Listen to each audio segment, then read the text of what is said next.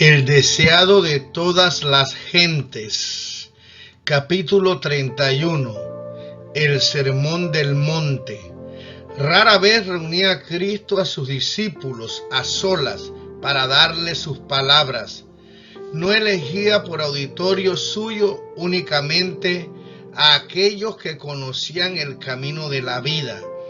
Era su obra alcanzar a las multitudes que estaban en ignorancia y en error.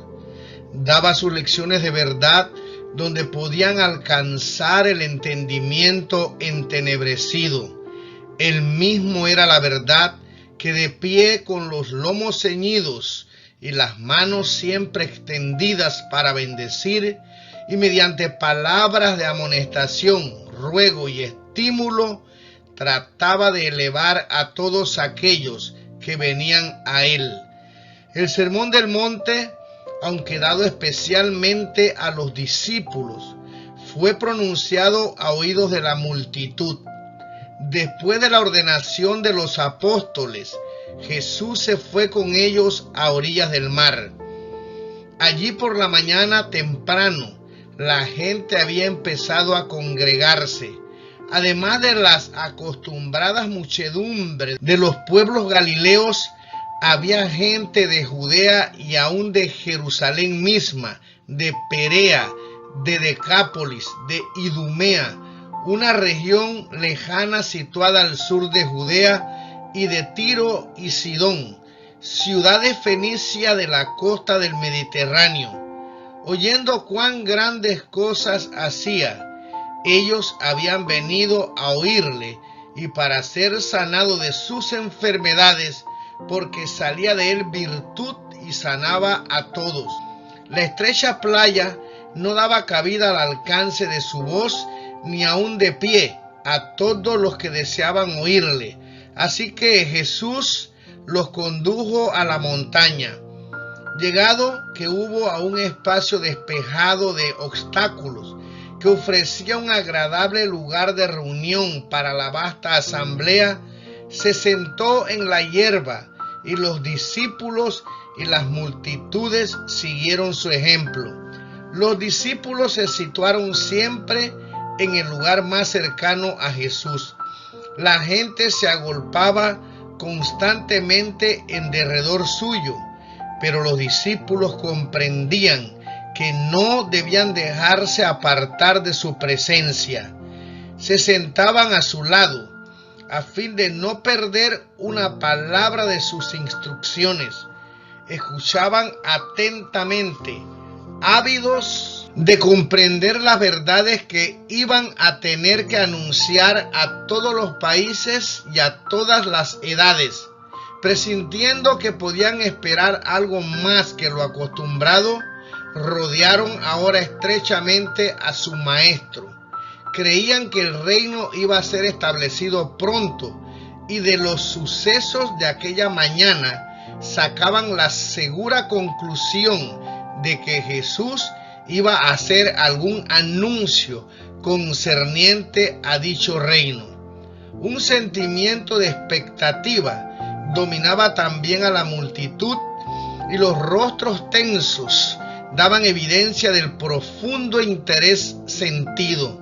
Al sentarse la gente en la verde ladera de la montaña, aguardando las palabras del Maestro Divino, tenían todos el corazón embargado por pensamientos de gloria futura.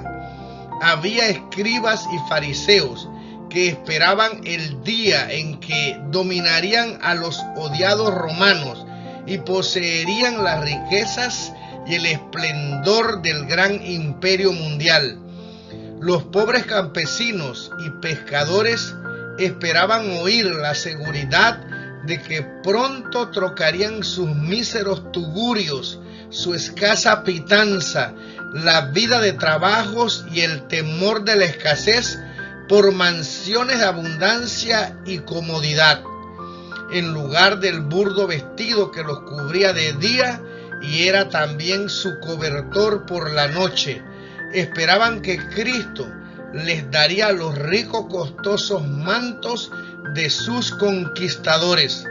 Todos los corazones palpitaban con la orgullosa esperanza de que Israel sería pronto honrado ante las naciones como el pueblo elegido del Señor y Jerusalén exaltada como cabeza de un reino universal. Cristo frustró esas esperanzas de grandeza mundanal. En el Sermón del Monte trató de deshacer la obra que había sido hecha por una falsa educación y de dar a sus oyentes un concepto correcto de su reino y de su propio carácter. Sin embargo, no atacó directamente los errores de la gente.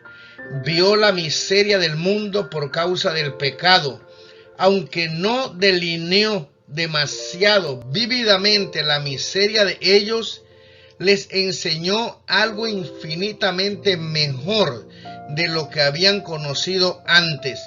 Sin combatir sus ideas acerca del reino de Dios, les habló de las condiciones de entrada en él, dejándoles sacar sus propias conclusiones en cuanto a su naturaleza. Las verdades que enseñó no son menos importantes para nosotros que para la multitud que le seguía. No necesitamos menos que dicha multitud conocer los principios fundamentales del reino de Dios. Las primeras palabras que dirigió Cristo al pueblo en el monte fueron palabras de bienaventuranza. Bienaventurados son, dijo, los que reconocen su pobreza espiritual y sienten su necesidad de redención. El evangelio ha de ser predicado a los pobres. No es revelado a los que son orgullosos espiritualmente, a los que pretenden ser ricos y no necesitar nada, sino a los humildes y contritos. Una sola fuente ha sido abierta para el pecado, una fuente para los pobres de espíritu. El corazón orgulloso lucha para ganar la salvación, pero tanto nuestro derecho al cielo como nuestra idoneidad para él se hallan en la justicia de Cristo. El Señor no puede hacer nada para sanar al hombre hasta que, convencido éste de su propia debilidad y despojado de toda suficiencia propia, se entrega al dominio de Dios. Entonces puede recibir el don que Dios espera concederle. De nada es privada el alma que siente su necesidad. Ella tiene acceso sin reserva a aquel en quien mora toda la plenitud, porque así dijo el alto y sublime, el que habita la eternidad y cuyo nombre es el Santo. Yo habito en la altura y la santidad, y con el quebrantado y humilde de espíritu, para hacer vivir el espíritu de los humildes y para vivificar el corazón de los quebrantados. Bienaventurados los que lloran, porque ellos recibirán consolación. Por estas palabras, Cristo no enseña que el llorar tiene en sí poder de quitar la culpabilidad del pecado. No sanciona la humildad voluntaria o afectada. El lloro del cual él habla no consiste en la melancolía y los lamentos. Mientras nos apesadumbramos por causa del pecado, debemos regocijarnos en el precioso privilegio de ser hijos de Dios. A menudo nos apenamos porque nuestras malas acciones nos producen consecuencias desagradables, pero esto no es arrepentimiento. El verdadero pesar por el pecado es resultado de la obra del Espíritu Santo. El Espíritu revela la ingratitud del corazón que ha despreciado y agraviado al Salvador y nos trae contritos al pie de la cruz. Cada pecado vuelve a herir a Jesús, y al mirar a aquel a quien hemos traspasado, lloramos por los pecados que le produjeron angustia. Una tristeza tal nos inducirá a renunciar al pecado. El mundano puede llamar debilidad a esta tristeza, pero es la fuerza que une al penitente con el ser infinito mediante vínculos que no pueden romperse. Demuestra que los ángeles de Dios están devolviendo al alma las gracias que se perdieron por la dureza de corazón y la transgresión. Las lágrimas del penitente son tan solo las gotas de lluvia que preceden al brillo del sol de la santidad. Esta tristeza es precursora de un gozo que será una fuente viva en el alma. Conoce empero tu maldad, porque contra Jehová tu Dios has prevaricado. No haré caer mi ira sobre vosotros, porque misericordioso soy yo, dice Jehová. A los que lloran en Sión, Él ha decidido darles hermosura en lugar de ceniza, el aceite de gozo en vez de lamentos, y el manto de alabanza en lugar de espíritu de pesadumbre. Y hay consuelo para los que lloran en las pruebas y tristezas. La amargura del pesar y la humillación es mejor que la complacencia del pecado. Por la aflicción, Dios nos revela los puntos infectados de nuestro carácter, para que por su gracia podamos vencer nuestros defectos. Nos son revelados capítulos desconocidos con respecto a nosotros mismos, y nos llega la prueba que nos hará aceptar o rechazar la reprensión y el consejo de Dios. Cuando somos probados, no debemos agitarnos y quejarnos. No debemos rebelarnos ni acongojarnos hasta escapar de la mano de Cristo. Debemos humillar nuestra alma delante de Dios. Los caminos del Señor son oscuros para aquel que desee ver las cosas desde un punto de vista agradable para sí mismo. Parecen sombríos y tristes para nuestra naturaleza humana, pero los caminos de Dios son caminos de misericordia, cuyo fin es la salvación. Elías no sabía lo que estaba haciendo cuando en el desierto dijo que estaba harto de la vida y rogaba que se le dejase morir. En su misericordia, el Señor no hizo caso de sus palabras. A Elías le quedaba todavía una gran obra que hacer, y cuando su obra fuese hecha, no había de perecer en el desaliento y la soledad del desierto. No le tocaba descender al polvo de la muerte, sino ascender en gloria, con el convoy de carros celestiales hasta el trono que está en las alturas.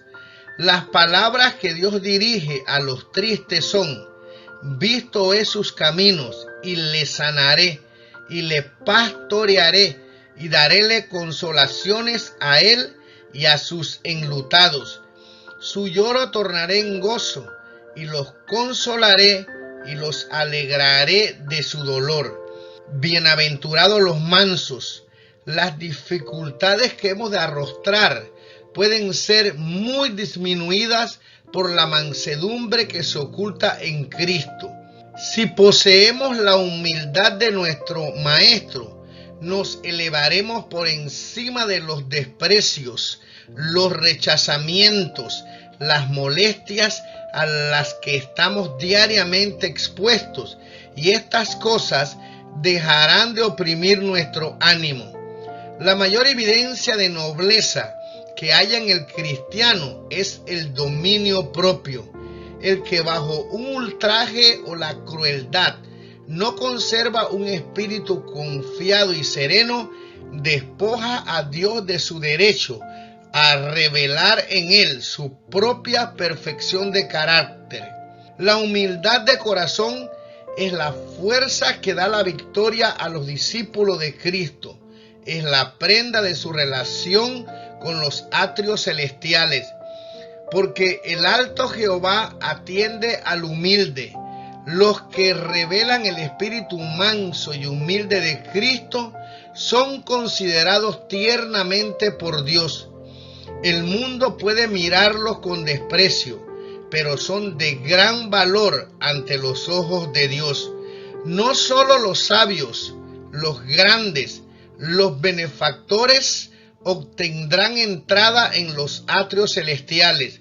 No solo el altivo trabajador, lleno de celo y actividad incesante. No, el pobre de espíritu, que anhela la presencia permanente de Cristo. El humilde de corazón, cuya más alta ambición es hacer la voluntad de Dios. Estos obtendrán abundante entrada. Se hallarán entre aquellos que habrán lavado su ropa y las habrán blanqueado en la sangre del Cordero.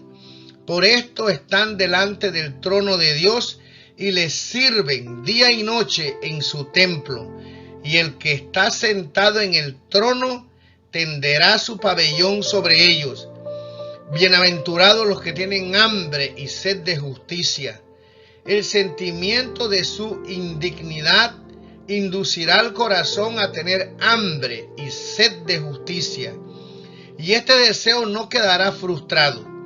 Los que den lugar a Jesús en su corazón llegarán a sentir su amor. Todos los que anhelan poseer la semejanza del carácter de Dios quedarán satisfechos. El Espíritu Santo no deja nunca sin ayuda al alma que mira a Jesús. Toma de las cosas de Cristo y se las revela.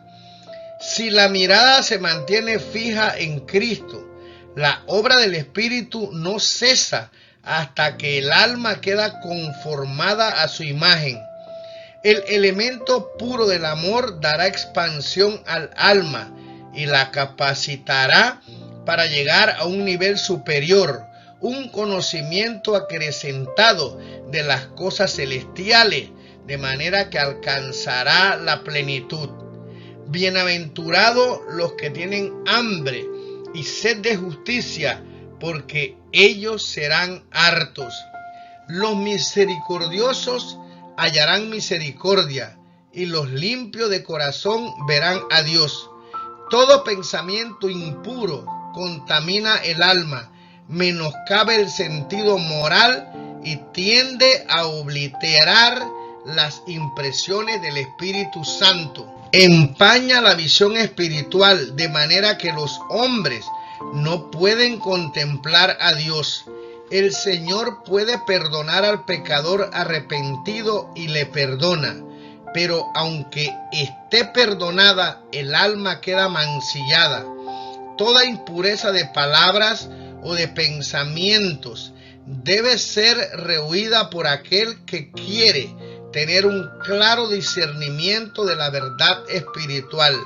Pero las palabras de Cristo abarcan más que el evitar la impureza sensual, más que el evitar la contaminación ceremonial que los judíos rehuían tan rigurosamente. El egoísmo nos impide contemplar a Dios. El espíritu que trata de complacerse a sí mismo juzga a Dios como enteramente igual a sí. A menos que hayamos renunciado a esto, no podemos comprender a aquel que es amor. Únicamente el corazón abnegado, el espíritu humilde y confiado, verá a Dios como misericordioso y piadoso, tardo para la ira y grande en benignidad y verdad.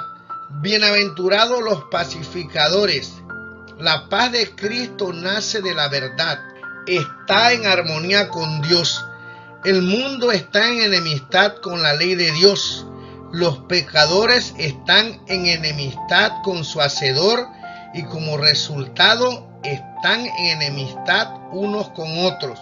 Pero el salmista declara: mucha paz tienen los que aman tu ley y no hay para ellos tropiezo. Los hombres no pueden fabricar la paz.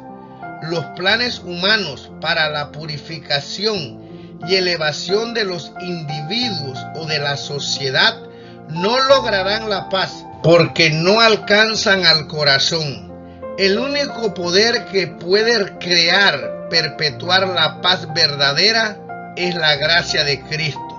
Cuando ésta esté implantada en el corazón, desalojará las malas pasiones que causan luchas y disensiones. En lugar de la zarza crecerá haya, y en lugar de la ortiga crecerá arrayán, y el desierto de la vida se gozará y florecerá como la rosa. Las multitudes se asombraban de estas enseñanzas que eran tan diferentes de los preceptos y ejemplo de los fariseos. El pueblo había llegado a pensar que la felicidad consistía en la posesión de las cosas de este mundo y que la fama y los honores de los hombres eran muy codiciables. Era muy agradable ser llamado rabí, ser alabado como sabio y religioso y hacer ostentación de sus virtudes delante del público. Esto era considerado como el colmo de la felicidad. Pero en presencia de esta vasta muchedumbre, Jesús declaró que las ganancias y los honores terrenales eran toda la recompensa que tales personas recibirían jamás.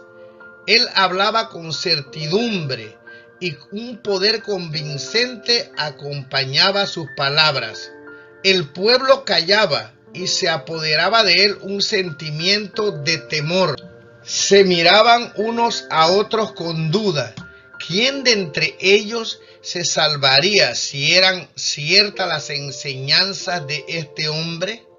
Muchos estaban convencidos de que este maestro notable era movido por el Espíritu de Dios y que los sentimientos que expresaba eran divinos. Después de explicar lo que constituye la verdadera felicidad y cómo puede obtenerse, Jesús definió el deber de sus discípulos como maestros elegidos por Dios para conducir a otros por la senda de justicia y vida eterna. Él sabía que ellos sufrirían a menudo desilusiones y desalientos y que encontrarían oposición decidida, que serían insultados y verían rechazado su testimonio.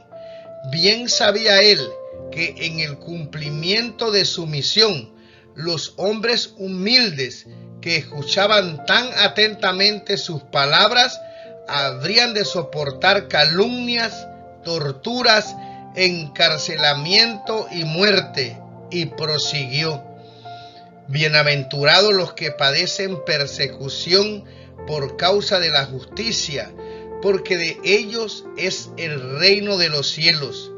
Bienaventurados sois cuando os vituperaren y os persiguieren, y dijeren de vosotros todo mal por mi causa, mintiendo. Gozaos y alegraos, porque vuestra merced es grande en los cielos, que así persiguieron a los profetas que fueron antes de vosotros. El mundo ama el pecado y aborrece la justicia, y esta era la causa de su hostilidad hacia Jesús. Todos los que rechazan su amor infinito hallarán en el cristianismo un elemento perturbador. La luz de Cristo disipa las tinieblas que cubren sus pecados y les manifiesta la necesidad de una reforma, mientras los que se entregan a la influencia del Espíritu Santo empiezan a guerrear contra sí mismos. Los que se aferran al pecado combaten la verdad y a sus representantes. Así se crea disensión, y los seguidores de Cristo son acusados de perturbar a la gente, pero es la comunión con Dios lo que les trae enemistad del mundo. Ellos llevan el oprobio de Cristo, andan por la senda en que anduvieron los más nobles de la tierra, Deben pues arrostrar la persecución, no con tristeza, sino con regocijo. Cada prueba de fuego es un agente que Dios usa para refinarlos. Cada una de ellas los prepara para su obra de colaboradores suyos. Cada conflicto tiene su lugar en la gran batalla por la justicia y aumentará el gozo de su triunfo final. Teniendo esto en vista, la prueba de su fe y su paciencia será alegremente aceptada, más bien que temida y evitada. Ansiosos de cumplir su obligación para con el mundo y fijando su deseo en la aprobación de Dios, sus siervos han de cumplir cada deber, sin tener en cuenta el temor o el favor de los hombres. Vosotros sois la sal de la tierra, dijo Jesús. No os apartéis del mundo, a fin de escapar a la persecución.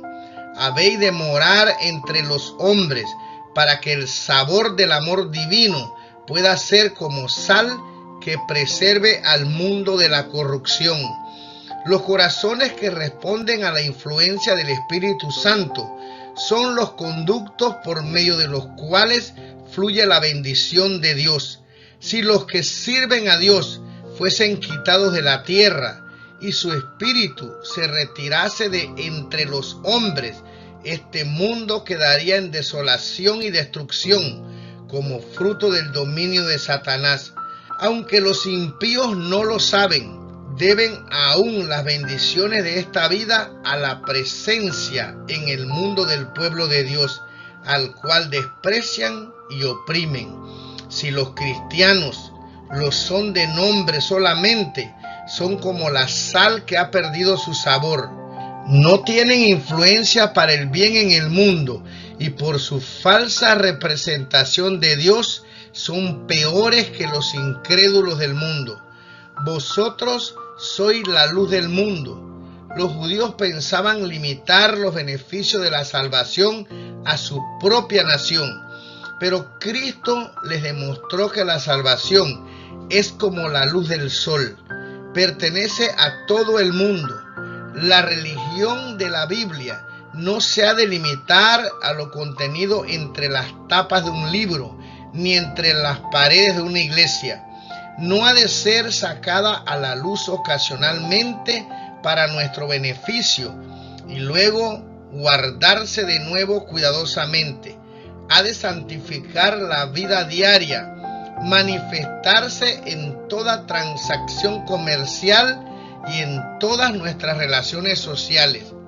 El verdadero carácter no se forma desde el exterior para revestirse uno con él, irradia desde adentro. Si queremos conducir a otros por la senda de la justicia, los principios de la justicia deben ser engastados en nuestro propio corazón. Nuestra profesión de fe puede proclamar la teoría de la religión, pero es nuestra piedad práctica la que pone de relieve la palabra de la verdad.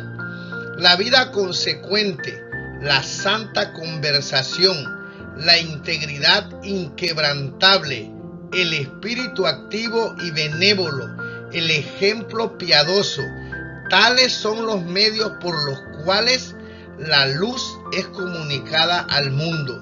Jesús no se había espaciado en las especificaciones de la ley, pero no quería dejar que sus oyentes sacasen la conclusión de que había venido para poner de lado sus requerimientos. Sabía que habían espías listos para valerse de toda palabra que pudiese ser torcida para servir su propósito. Conocía el prejuicio que existía en la mente de muchos de sus oyentes y no dijo nada que pudiese perturbar su fe en la religión y las instituciones que les había sido confiadas por medio de Moisés. Cristo mismo había dado la ley moral y la ceremonial. No había venido para destruir la confianza en sus propias instrucciones. A causa de su gran reverencia por la ley y los profetas, procuraba abrir una brecha en la muralla de los requerimientos tradicionales que rodeaban a los judíos, mientras trataba de poner a un lado sus falsas interpretaciones de la ley. Puso a sus discípulos en guardia contra la renuncia a las verdades vitales confiadas a los hebreos. Los fariseos se jactaban de su obediencia a la ley, pero conocían tan poco de sus principios por la práctica diaria que para ellos la palabra del Salvador era como una herejía. Mientras él barría las inmundicias bajo las cuales la verdad había estado enterrada, los circunstantes pensaban que barría la verdad misma. Se murmuraban unos a otros que estaba despreciando la ley, pero él leyó sus pensamientos y les dijo: no penséis que he venido para abrogar la ley o los profetas. No he venido para abrogar, sino a cumplir. Así refutó Jesús el cargo de los fariseos.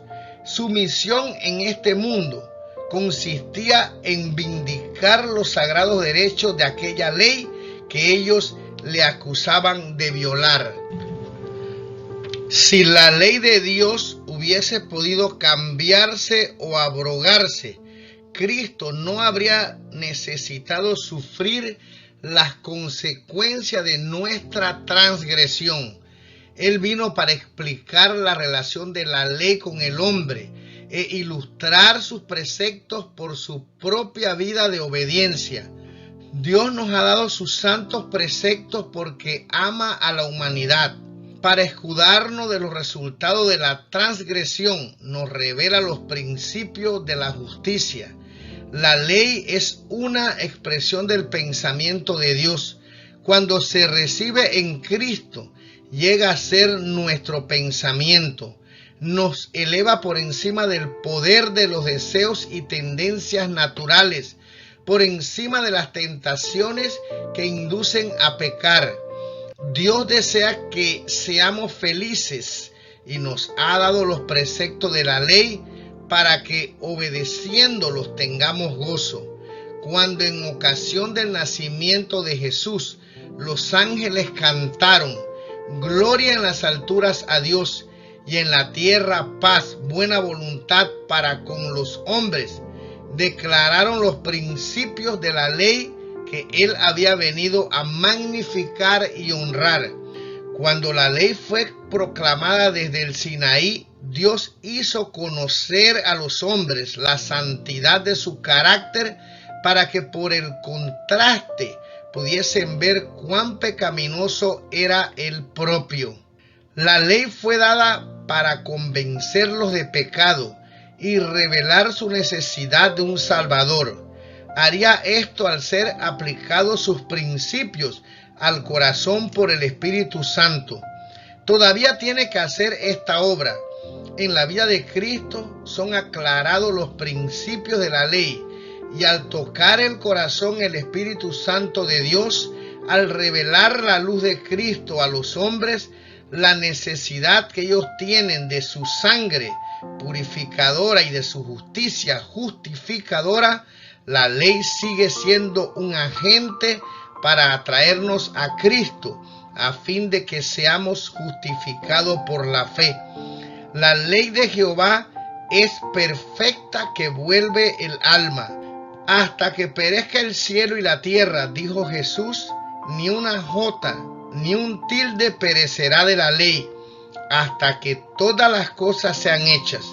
El sol que brilla en los cielos, la sólida tierra sobre la cual moramos, testifican para Dios que su ley es inmutable y eterna. Aunque ellos pasen, los preceptos divinos permanecerán. Más fácil cosa es pasar el cielo y la tierra que frustrarse un tilde de la ley. El sistema típico que prefiguraba a Cristo como el Cordero de Dios iba a ser abolido cuando Él muriese, pero los preceptos del Decálogo son tan inmutables como el trono de Dios. Puesto que la ley de Jehová es perfecta, cualquiera variación de ella debe ser mala. Los que desobedecen los mandamientos de Dios y enseñan a otros a hacerlo son condenados por Cristo. La vida de obediencia del Salvador sostuvo los derechos de la ley, probó que la ley puede ser guardada en la humanidad y reveló la excelencia del carácter que la obediencia desarrollaría. Todos los que obedecen como Él obedeció declaran igualmente que el mandamiento de la ley es santo, justo y bueno. Por otro lado, todos los que violan los mandamientos de Dios sostienen el aserto de Satanás de que la ley es injusta y no puede ser obedecida. Así fecundan los engaños del gran adversario y deshonran a Dios. Son hijos del maligno, que fue el primer rebelde contra la ley de Dios. Admitirlos en el cielo sería volver a introducir elementos de discordia y rebelión y hacer peligrar el bienestar del universo. Ningún hombre que desprecia voluntariamente un principio de la ley entrará en el reino de los cielos. Los rabinos consideraban su justicia como pasaporte para el cielo, pero Jesús declaró que era insuficiente e indigna. Las ceremonias externas y un conocimiento teórico de la verdad constituían la justicia farisaica. Los rabinos aseveraban ser santos por sus propios esfuerzos en guardar la ley, pero sus obras habían divorciado la justicia de la religión. Mientras eran escrupulosos en las observancias rituales, sus vidas eran inmorales y degradadas. Su así llamada justicia no podría nunca entrar en el reino de los cielos. En el tiempo de Cristo, el mayor engaño de la mente humana consistía en creer que un mero asentimiento a la verdad constituía la justicia. En toda experiencia humana, un conocimiento teórico de la verdad ha demostrado ser insuficiente para salvar el alma. No produce fruto de justicia. Una estimación celosa por lo que se llama verdad teológica acompaña a menudo al odio de la verdad genuina manifestada en la vida. Los capítulos más sombríos de la historia están cargados con el recuerdo de crímenes cometidos por fanáticos religiosos. Los fariseos se llamaban hijos de Abraham y se jactaban de poseer los oráculos de Dios, pero estas ventajas no los preservaban del egoísmo, la malicia, la codicia de ganancias y la más baja hipocresía. Pensaban ser los mayores religiosos del mundo, pero su así llamada ortodoxia los condujo a crucificar al Señor de la gloria. Aún subsiste el mismo peligro. Muchos dan por sentado que son cristianos simplemente porque aceptan ciertos dogmas teológicos, pero no han hecho penetrar la verdad en la vida práctica. No la han creído ni amado, por lo tanto, no han recibido el poder y la gracia que proviene de la santificación de la verdad. Los hombres pueden profesar creer en la verdad, pero esto no los hace sinceros, bondadosos, pacientes y tolerantes, ni les da aspiraciones celestiales. Es una maldición para sus poseedores y por la influencia de ellos es una maldición para el mundo. La justicia que Cristo enseñaba es la conformidad del corazón y de la vida a la voluntad revelada de Dios. Los hombres pecaminosos pueden llegar a ser justos únicamente al tener fe en Dios y mantener una relación vital con Él. Entonces la verdadera piedad elevará los pensamientos y ennoblecerá la vida. Entonces las formas externas de la religión armonizarán con la pureza interna del cristiano. Entonces las ceremonias requeridas en el servicio de Dios no serán ritos sin significado como los de los hipócritas fariseos. Jesús consideró los mandamientos por separado y explicó la profundidad y anchura de sus requerimientos.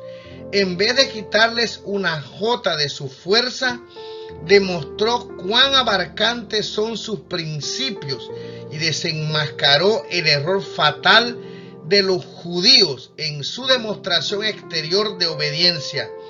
Declaró que por el mal pensamiento o la mirada concupiscente se quebrantaba la ley de Dios. El que toma parte en la menor injusticia está violando la ley y degradando su propia naturaleza moral. El homicidio existe primero en la mente. El que concede al odio un lugar en su corazón está poniendo los pies en la senda del homicida y sus ofrendas son aborrecibles para Dios. Los judíos cultivan un espíritu de venganza. En su odio hacia los romanos expresaban duras acusaciones y complacían al maligno, manifestando sus atributos. Así se estaban preparando para realizar las terribles acciones a las cuales él los conducía. En la vida religiosa de los fariseos no había nada que recomendase la piedad a los gentiles. Jesús no los estimuló a continuar engañándose con el pensamiento de que podían en su corazón levantarse contra sus opresores y alimentar la esperanza de vengarse de sus males. Es cierto que hay una indignación justificable aún en los seguidores de Cristo, cuando vemos que Dios es deshonrado y su servicio puesto en oprobio, cuando vemos al inocente oprimido. Una justa indignación conmueve el alma, un enojo tal, nacido de una moral sensible, no es pecado. Pero los que por cualquier supuesta provocación se sienten libres para ceder a la ira o al resentimiento, está abriendo el corazón a Satanás. La amargura y animosidad deben ser desterradas del alma si queremos estar en armonía con el cielo. El Salvador fue aún más lejos que esto. Dijo: si trajeres tu presente al altar y allí te acordares de que tu hermano tiene algo contra ti, deja allí tu presente delante del altar y vete. Vuelve primero en amistad con tu hermano y entonces ven y ofrece tu presente. Muchos son celosos en los servicios religiosos, mientras que entre ellos y sus hermanos hay desgraciadas divergencias que podrían reparar. Dios exige de ellos que hagan cuanto puedan para restaurar la armonía. Antes que haya hecho esto, no puede aceptar sus servicios. El deber del cristiano en este mundo está claramente señalado. Dios derrama sus bendiciones sobre todos. Él hace que su sol salga sobre malos y buenos, y llueve sobre justos e injustos. Él es benigno para con los ingratos y malos. Nos invita a ser como Él. Bendecid a los que os maldicen, dijo Jesús. Haced bien a los que aborrecen, para que seáis hijos de vuestro Padre que está en los cielos. Tales son los principios de la ley y son los mandamientos de la vida. El ideal de Dios para sus hijos es más elevado de lo que puede alcanzar el más sublime pensamiento humano. Sed pues vosotros perfectos, como vuestro Padre que está en los cielos es perfecto. Esta orden es una promesa. El plan de redención contempla nuestro completo rescate del poder de Satanás. Cristo separa siempre del pecado al alma contrita. Vino para destruir las obras del diablo y ha hecho provisión para que el Espíritu Santo sea impartido a toda alma arrepentida para guardarla de pecar.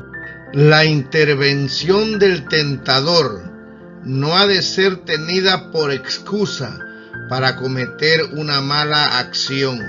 Satanás se alegra cuando oye a los que profesan seguir a Cristo, buscando excusas por su deformidad de carácter.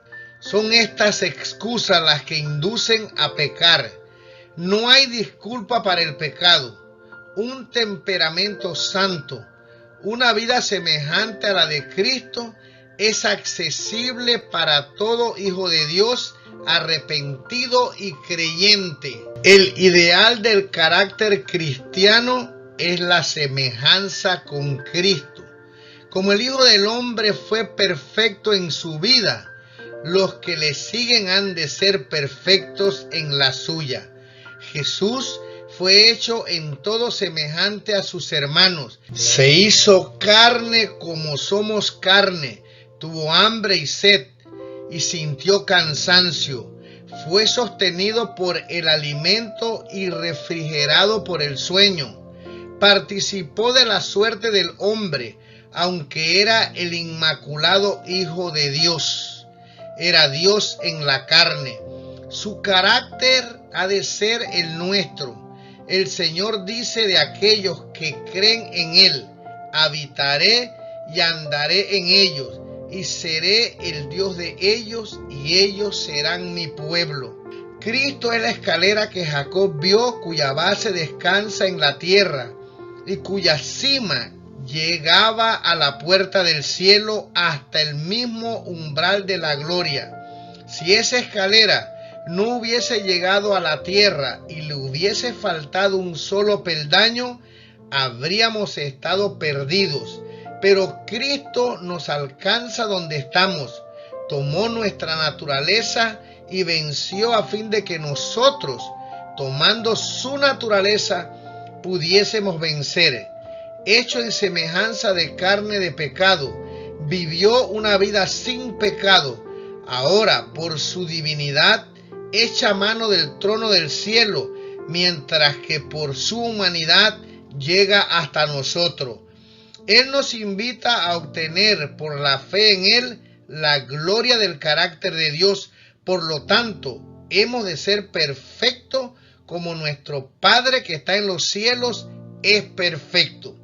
Jesús había demostrado en qué consiste la justicia y había señalado a Dios como su fuente.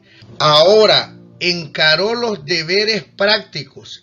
Al dar limosna, al orar, al ayunar, dijo él: no debe hacerse nada para atraer la atención o provocar alabanzas. Dad con sinceridad para beneficiar a los pobres que sufren.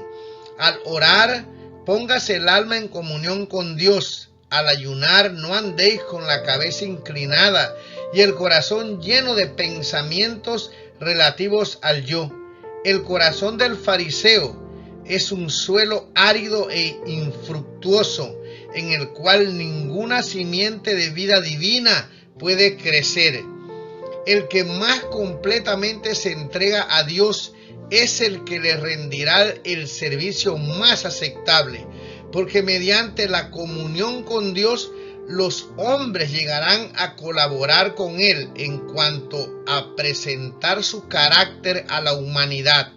El servicio prestado con sinceridad de corazón tiene gran recompensa.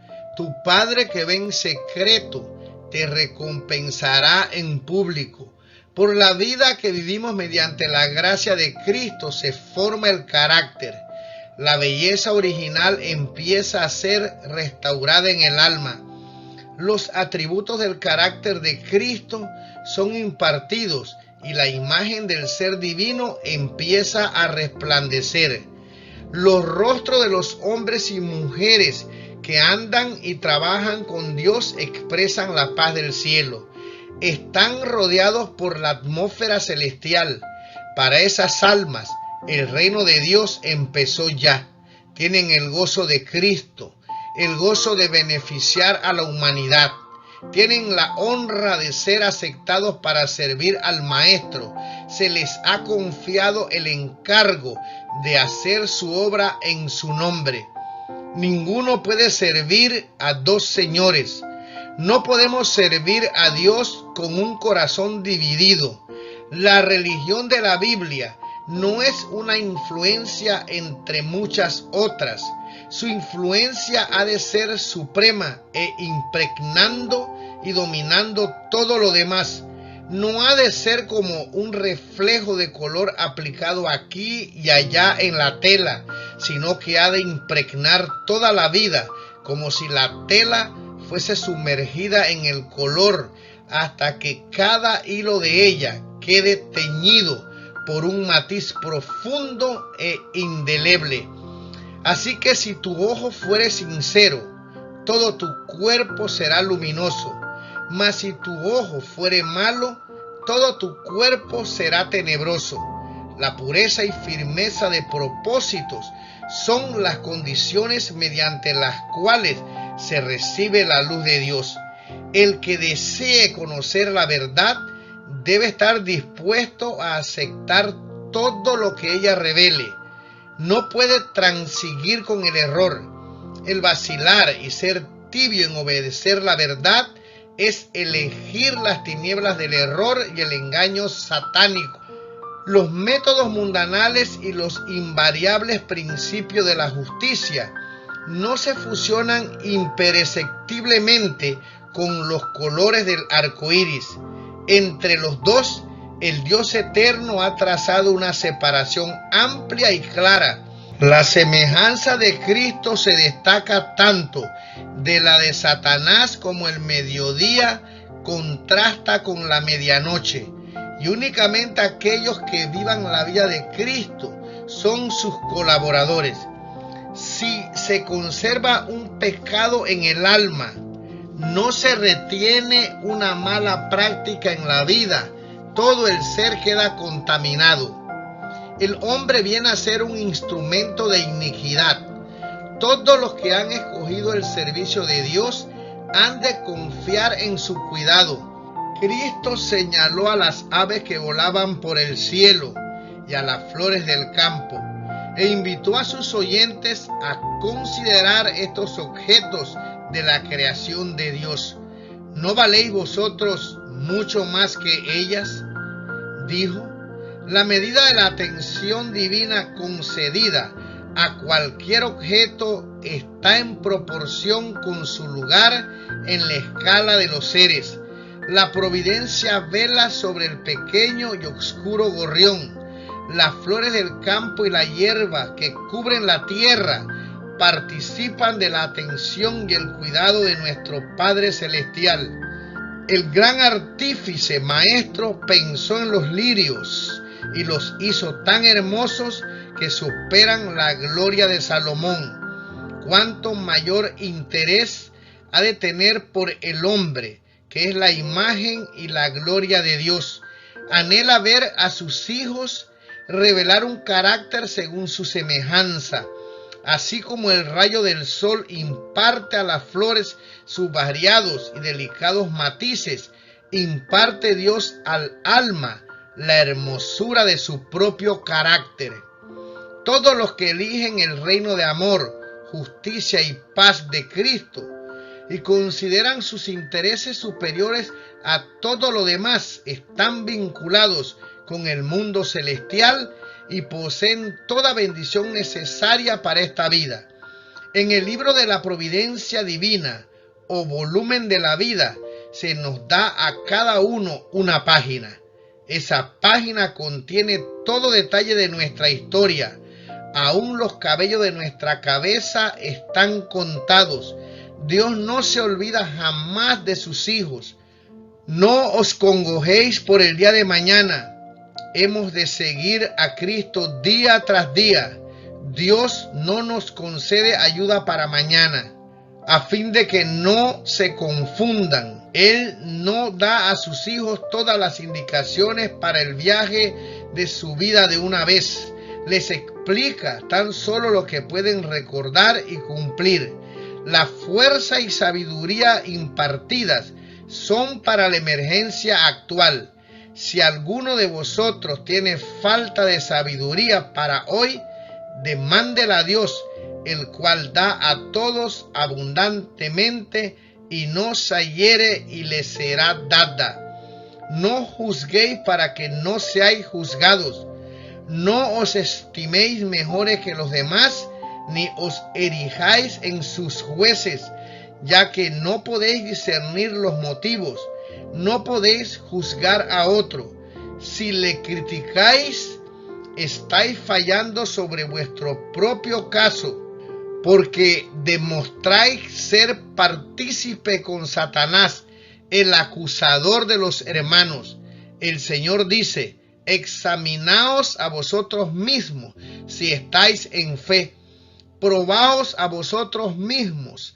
Tal es nuestra obra, que si nos examinásemos a nosotros mismos, cierto no seríamos juzgados. El buen árbol producirá buenos frutos. Si el fruto es desagradable al paladar e inútil, el árbol es malo. Así también el fruto que se produce en la vida atestigua las condiciones del corazón y la excelencia del carácter. Las buenas obras no pueden comprar la salvación, pero son una evidencia de la fe que obra por el amor y purifica el alma. Y aunque la recompensa eterna no nos es concedida por causa de nuestros méritos, estará sin embargo en proporción con la obra hecha por medio de la gracia de Cristo. Así expuso Cristo los principios de su reino y demostró que era la gran regla de la vida, y para grabar la lección añadió una ilustración. No es suficiente, dijo, que oigáis mis palabras. Por la obediencia debéis hacer de ellas el fundamento de vuestro carácter. El yo no es sino una arena movediza. Si edificáis sobre teorías e inventos humanos, vuestra casa caerá. Quedará arrastrada por los vientos de la tentación y las tempestades de la prueba. Pero estos principios que os he dado permanecerán.